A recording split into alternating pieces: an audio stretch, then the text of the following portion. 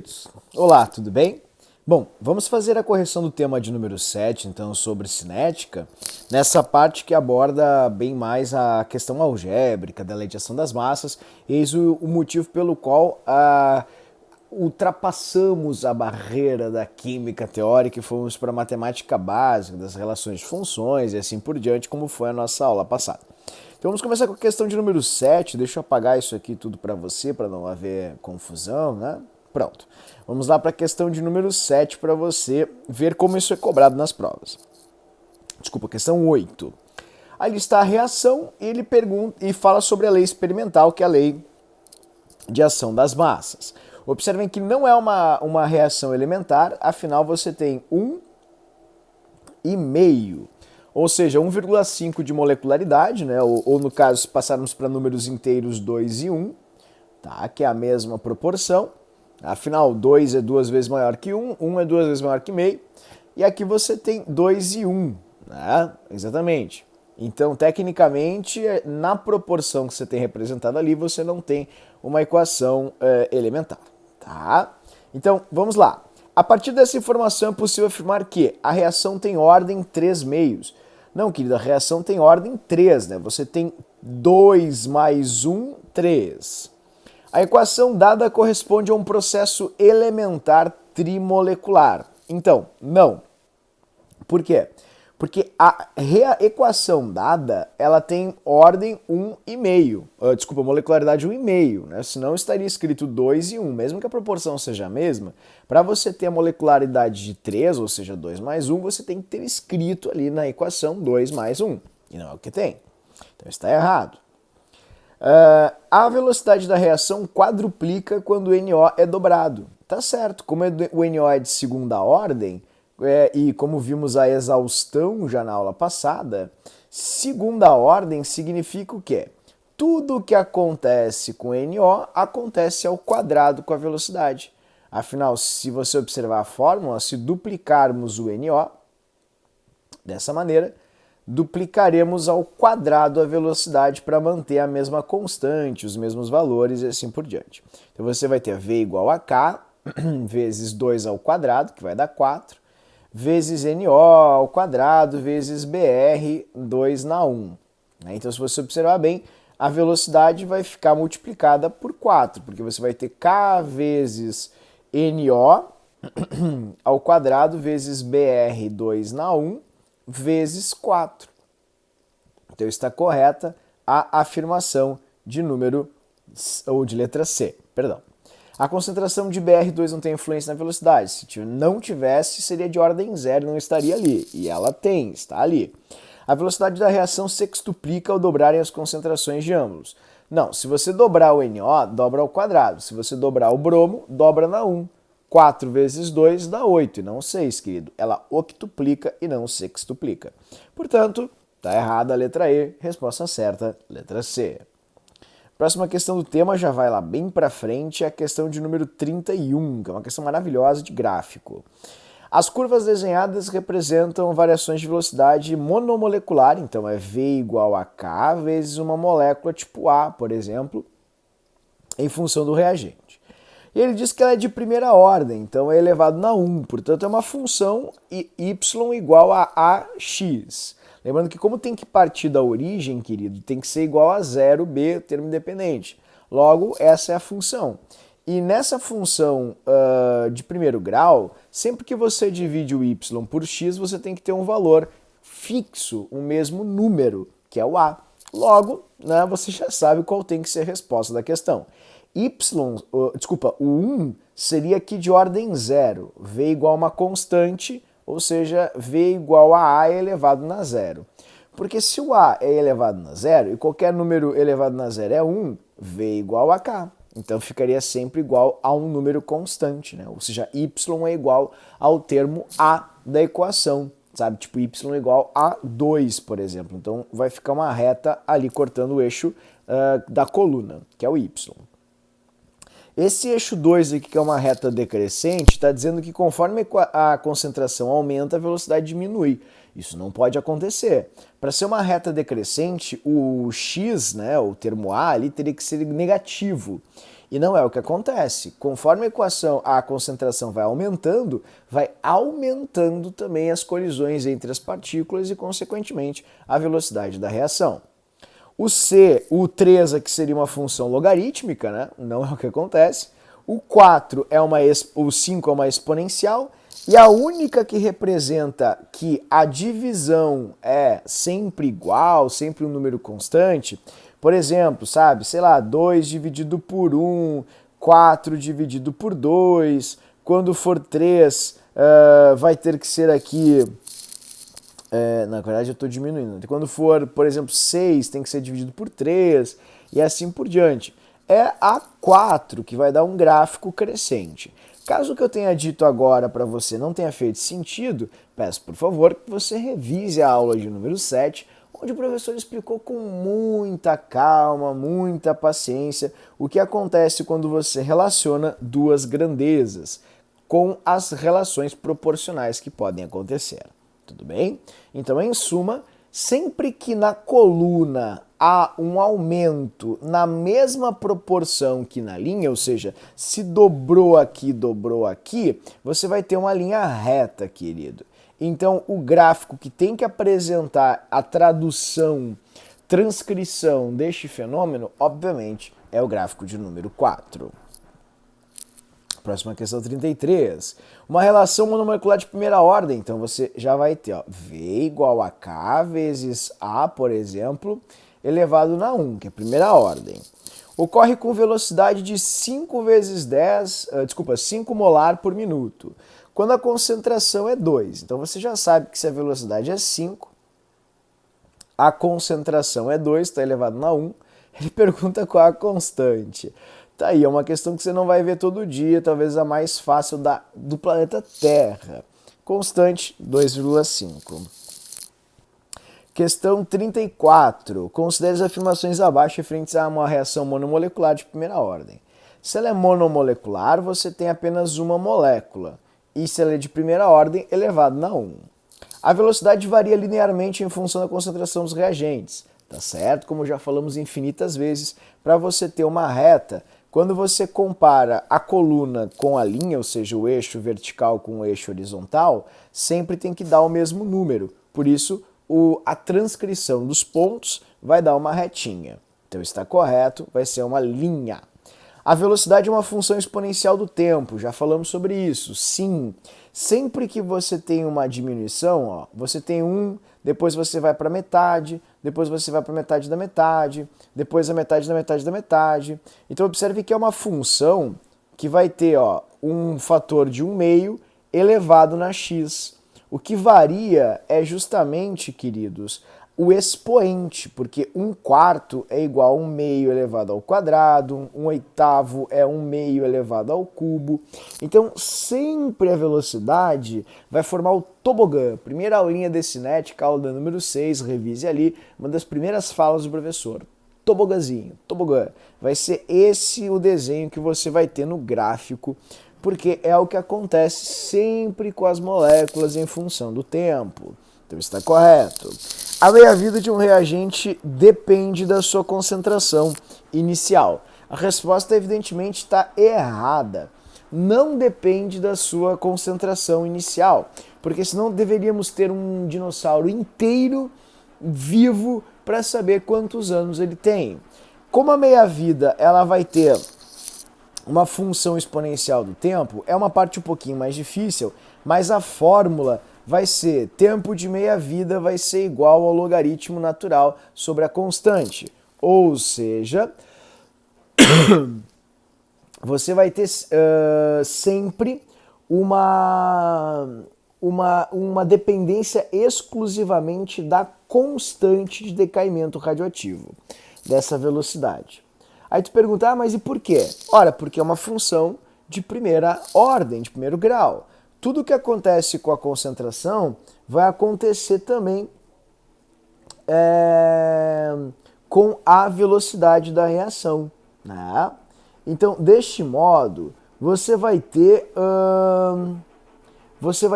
uma representação, queridos, sempre linear, né? Então, desse jeito, repito, tudo que você tiver em função da concentração, você vai ter uma repercussão na velocidade. Logo, não precisa saber a concentração inicial, você só precisa saber a constante de decaimento radioativo de cada participante. Tudo bem? Então, basicamente, é isso aí. Tá, queridos? Então, vamos lá.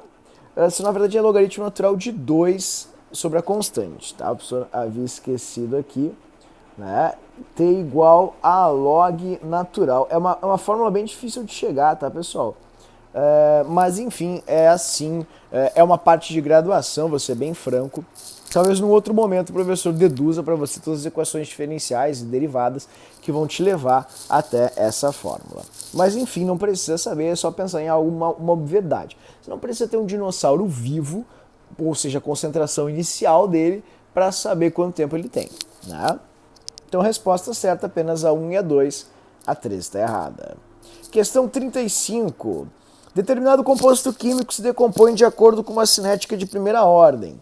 Partindo de 200 mols desse composto, então começamos com 200.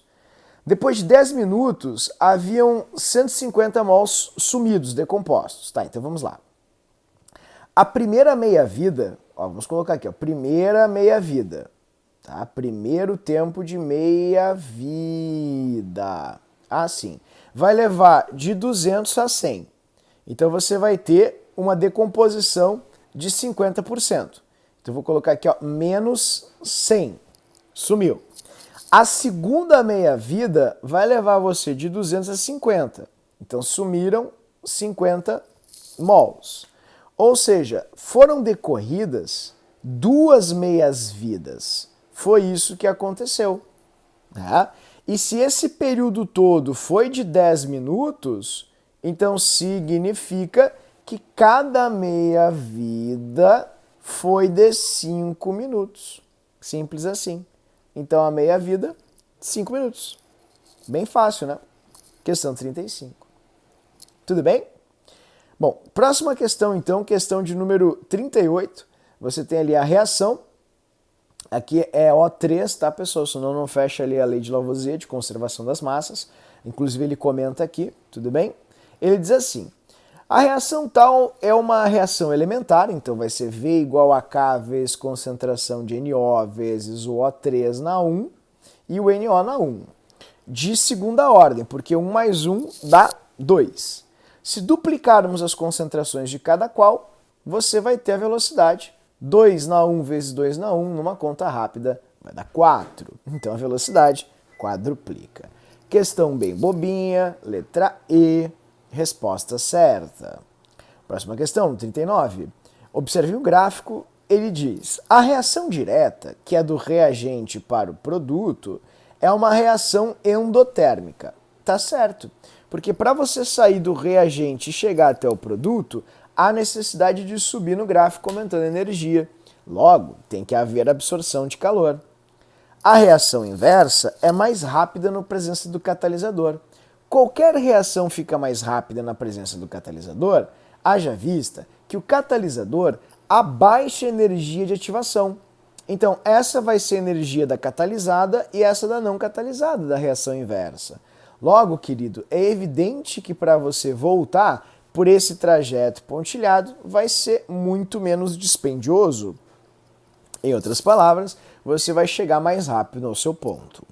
O rendimento varia com o uso do catalisador. Querido, o catalisador é como se fosse o deslocamento na física. O deslocamento é a distância ou linha reta entre dois pontos. E distância, leva em consideração a trajetória de um percurso. Você está, digamos, a X quilômetros da sua escola em relação à sua casa. Então, esse é o deslocamento que você vai promover do seu ponto de origem, que é a sua casa, até a escola. Agora, por exemplo, as rotas que o Waze vai dar para lhe levar da sua casa até o núcleo, ora, querido, podem ter, comprimentos, pensemos assim, ou distâncias muito diferentes. Você pode pegar uma rota que é muito mais longa, uma rota que é muito mais curta, então você vai percorrer uma trajetória cuja distância vai ser bem variada. Tudo bem? Então, deslocamento, linha reta entre 2 pontos. Distância, leve em consideração toda a trajetória e as voltas que você fez. Ah, mas isso não é física, isso é química. Tens razão.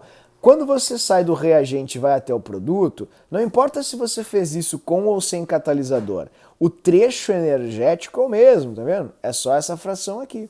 Então, independentemente da utilização ou não do catalisador, você tem apenas a mesma variação de energia, que é o ΔH.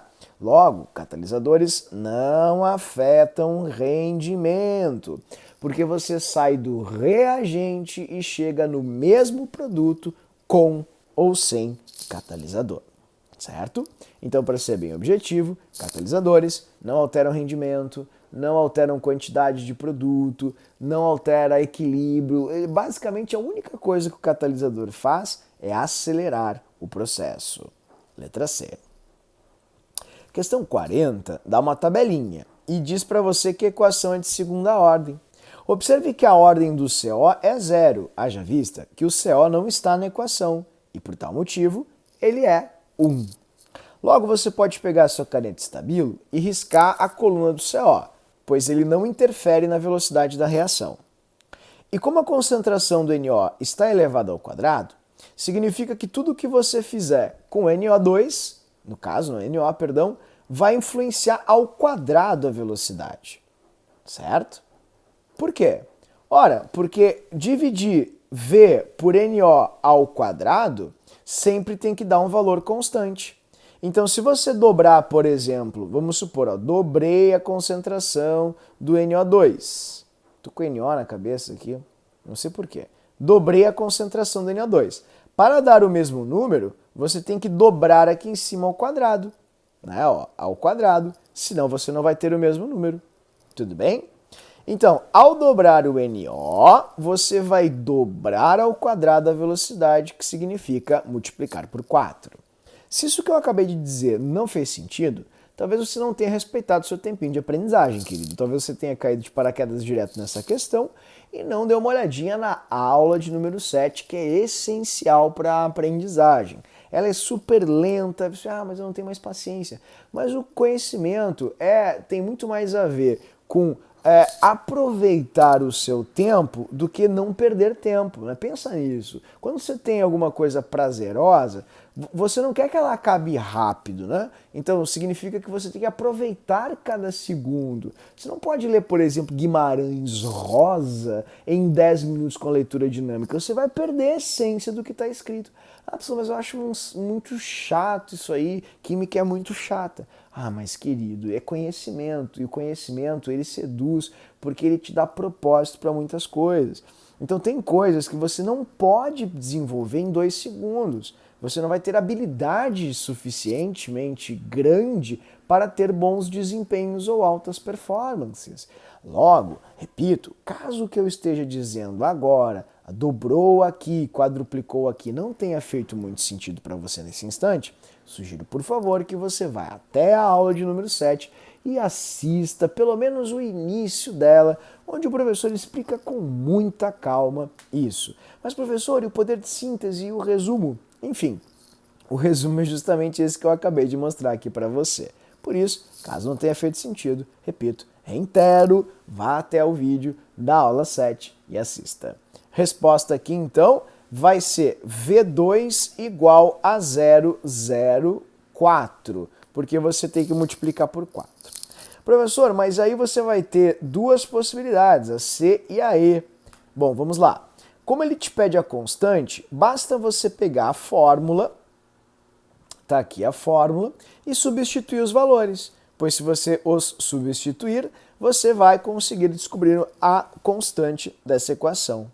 Vejamos, no primeiro experimento, a concentração é 0,01 e a velocidade 10 na menos 3. Então coloquemos aqui, ó, 10 na menos 3 igual a constante, concentração 0,01 ao quadrado.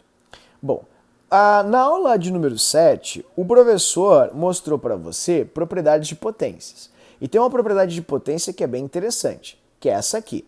Quando você eleva uma potência numa outra potência, você multiplica as potências desse jeito.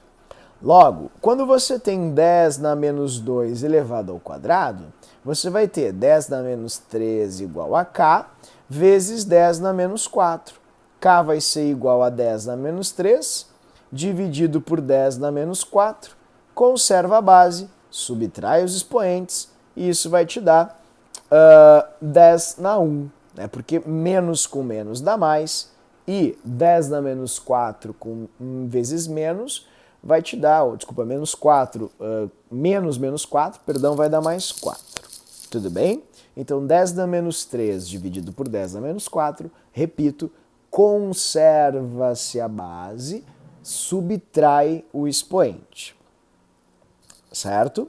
Resposta certa, letra E. Próxima questão do tema. Vejam que todas são muito parecidas, né? Ali você tem a equação prontinha e ele diz assim: se a concentração do NO for reduzida pela metade, você não se abala. Você vem aqui e multiplica pela metade o NO. Por favor, não esqueça que o NO está elevado ao quadrado. E a concentração do O2 for duplicada, por favor, multiplique o O2 por 2. Pronto, querido. Esses são os coeficientes que você vai ter. V vai ser igual a K vezes NO ao quadrado, vezes 1/4, né, que é 1 meio ao quadrado. Deixa eu colocar 1 meio ao quadrado aqui para não haver confusão. Vezes O2 na 1, vezes 2 na 1. Então, a fórmula de velocidade vai ser V igual a K igual a NO ao quadrado, vezes O2 na 1, vezes 1/4 vezes 2. Logo, a velocidade, que é tudo isso aqui, né, foi dito lá no início da questão, ó, diz que a velocidade é igual a isso. Então, isso aqui é a velocidade. Ela vai ficar multiplicada por 1/4 e multiplicada por 2. Ou seja, a velocidade vai cair pela metade. Então, a velocidade será reduzida à metade. Linda questão. Caso tenha ficado muito rápido ou incompreensível, sugiro, por favor, que você dê uma olhadinha mais ou menos na aula número 7, ou pause o vídeo, observe com atenção o que o professor acabou de dizer e destaque, por favor, a reduzida pela metade, que é o fator de multiplicação do NO, e duplicada a concentração de O2. Tudo bem? Então, questão 43, resposta certa, letra A. Essa é uma questão tida como difícil, entretanto, ela é muito mais interpretativa e de leitura do que efetivamente complexa, densa ou difícil. Diz-se assim: a reação relógio equacionada abaixo é uma curiosa reação bastante usada em demonstrações, na qual duas soluções quase incolores são misturadas e, após um determinado tempo, a mistura adquire subitamente coloração azul intensa, devido à formação de um iodo molecular. Então eu sugiro que você pegue seu estábilo azul e já circule o iodo molecular nas equações. Veja, o iodo molecular demora para ser feito e some rápido. Então, o grande algoz, o grande problema para o iodo molecular surgir é essa coisa aqui. Porque como ele demora para surgir, já some rápido, só some rápido por causa desse componente aqui chamado tiosulfato. O tiosulfato é que acaba com ele. Se o tiosulfato acabar na reação, o S2 ou 3-2, não vai haver consumo rápido de iodo molecular. Sendo assim, o iodo molecular só vai acumular, e a reação vai ficar cada vez mais azul. Tudo bem? Então, professor, poder de síntese, esse é o grande segredo de um bom educador. Eu vou me esforçar mais, querido. Na reação de cima, o iodo é formado e na de baixo ele é consumido, sumido rapidamente. Então, se não houver o consumidor de iodo, o iodo não some, só é feito e fica azul por tal motivo. Ok? Ó, formado em cima, porque ele está nos produtos, sumido, consumido embaixo. Deste modo, a coloração azul aparece quando o iodo molecular formado na primeira etapa acumula. Verdade, pois não é mais consumido na segunda etapa. Sim, a única forma para o iodo molecular se acumular é não sumir e, por tal motivo, não ser consumido na segunda etapa. O tempo para o aparecimento do azul não depende do tiosulfato, mas, querido, o tiosulfato é o algoz, é o vil consumidor de iodo molecular. Portanto, se houver tiosulfato, não haverá iodo acumulado. Portanto, a segunda está errada, depende sim da concentração de sulfato. Para que se forme o azul é necessário que o sulfato esteja limitado, faltando, não sobrando.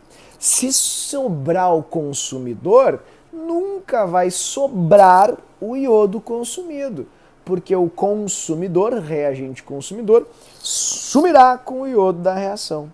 Logo, resposta certa, letra A. Na reação, qual é um processo cinética de primeira ordem? Então ele fala ali, partindo de uma concentração inicial de N2O4, bom, antes de continuar, ele quer saber o seguinte, qual é a formação do NO2? Então você pode dar uma lidinha na questão. Lembre que a proporção dessa reação é de 1:2. Isso significa que a velocidade de formação do NO2 é 2 vezes maior que a velocidade de consumo do N2O4. Desse jeito. Bom, como ele te deu subsídios para descobrir a velocidade do N2O4, multiplicaremos esta por 2 para descobrirmos a do NO2. Vamos fazer? Vamos lá. Velocidade do N2O4 vai ser igual a constante vezes N2O4 elevado na 1. Porque ele diz que é uma cinética de primeira ordem. Bom, a velocidade dele, eu não sei, mas a constante vai ser igual a 1 vezes 10 na menos 3. 1 vezes 10 na menos 3. E a concentração do N2O4 é de 2 molar. Então vamos colocar aqui 2 na 1. Logo, a velocidade do N2O4 vai ser igual a 2 na 1 vezes 10 na menos 3, 2 vezes 10 na menos 3. Bom, como a velocidade que eles querem saber é a do NO2, basta você multiplicar essa velocidade por 2 e pronto! Você vai ter velocidade do NO2 igual a 4 vezes 10 na menos 3. Resposta certa, letra C. Linda questão, né? Vamos lá. A CAF, não se assuste, o professor está aqui para fazer com você. Considerando que o desaparecimento do N2O5 tenha essa velocidade, qual a alternativa que relaciona o aparecimento do N2, o NO2? Bom, querido, essa questão parece ser difícil, mas ela é uma barbada, porque a proporção é de 2:4, ou seja, você vai ter sempre o dobro de NO2 do que você tem de N2O5. Deste modo, significa que o NO2 é sempre 2 vezes maior que o N2O5. Logo, pessoal, a velocidade de ocorrência, formação do NO2 tem que ser 2 vezes maior que a velocidade de sumiço ou consumo do N2O5. Deste modo, se a velocidade do N2O5 é de 6 vezes 10 na menos 3, olha aí, querido, a velocidade de formação do NO2 vai ser 2 vezes maior. Viu que bobinho? 12 vezes 10 na menos 3. Para variar, letra D. Bom, última questão do tema, é uma questão bem boa e atual, fala sobre Fukushima e diz assim, entre elas tem as substâncias radioativas, o iodo 131, que é um iodo bem problemático. Iodo é uma substância que ataca a tireoide. Tireoide é, de acordo com o português de Portugal, tireoide português brasileiro. E a tireoide ou tireoide, tanto faz, assim como ozono e ozônio, lembrem disso, vai ser bastante prejudicado porque ela não faz seleção de iodo. Ela absorve iodo, não importa se é o iodo radioativo ou o iodo estável. Então ele fala sobre isso e fala ali, ó, que a meia-vida desse iodo é de 8 dias. O tempo estimado para que esse material se desintegre a 1/16 da sua massa inicial é barbadinha, né? Então vamos lá, 100%, uma meia-vida, vou colocar a primeira meia-vida, tá? MV meia-vida, vai levá-lo a 50%. A segunda meia-vida vai levá-lo a 25%, um quarto. A terceira meia-vida vai levá-lo a 1/8. E a última meia-vida, que é a quarta meia-vida, vai levá-lo a 1/16, tá? Que é igual a 1 meio elevado na 4. Então, querido, o total foi de 4 meias-vidas. Se cada meia-vida corresponde a 8 dias, bom, 4 vezes 8 dá um total de 32. Resposta certa da questão, 32. Tudo bem? Facinho, né? Nada muito complexo. Tá aí, beleza. Bom, espero que eu tenha ajudado. Qualquer dúvida, estou à disposição, só me contatar. Um grande abraço, até a aula e tchau, tchau.